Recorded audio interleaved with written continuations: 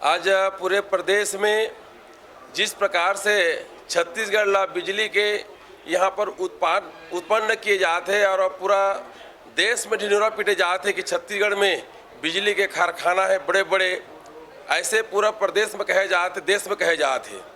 लेकिन एक तरफ देखे जाए कि आज कहना चाहिए जल में रह के मैन प्यासी मोहे सुन सुन आवे हंसी।